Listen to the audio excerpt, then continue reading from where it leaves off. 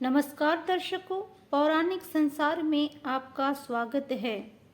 दर्शकों, हम बचपन से सुनते आए हैं कि तोल मोल के बोल। हर शब्द के मायने होते हैं, वैसे ही उसका एक मोल भी होता है। तभी तो तोल मोल के बोलने की बात कही गई है।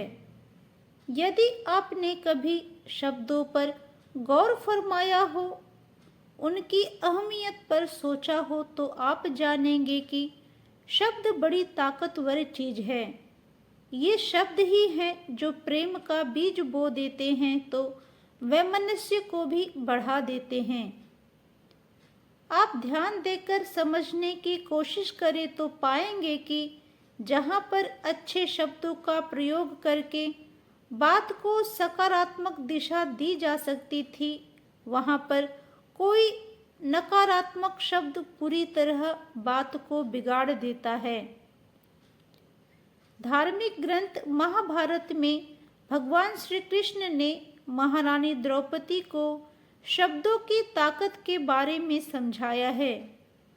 भगवान श्री कृष्ण कहते हैं कि यदि शब्द का प्रयोग सही से नहीं किया गया तो इसका परिणाम बहुत ही भयंकर होता है।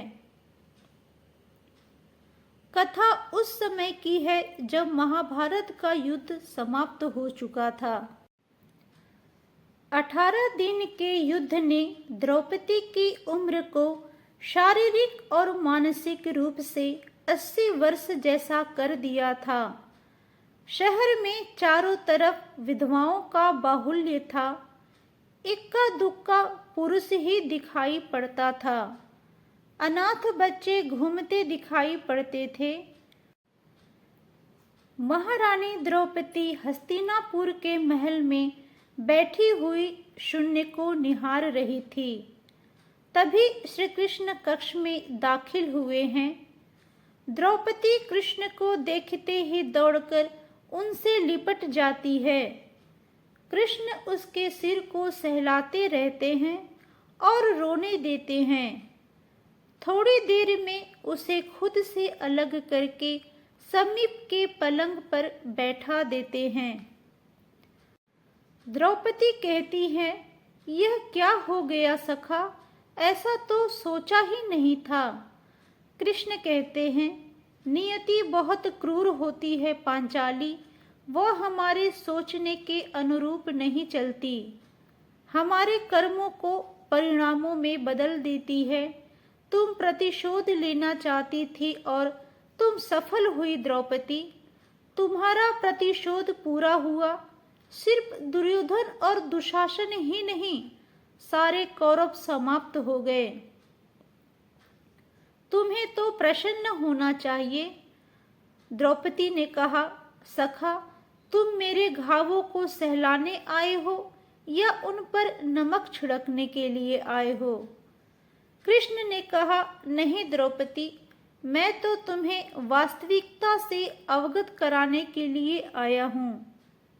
हमारे कर्मों के परिणाम को हम दूर तक नहीं देख पाते हैं और जब वे समक्ष होते हैं तो हमारे हाथ में कुछ नहीं रहता।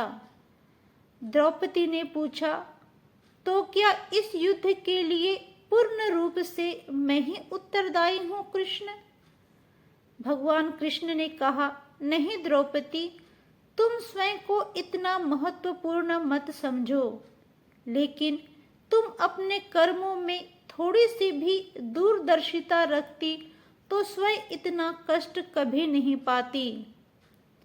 द्रौपदी ने पूछा, मैं क्या कर सकती थी कृष्ण?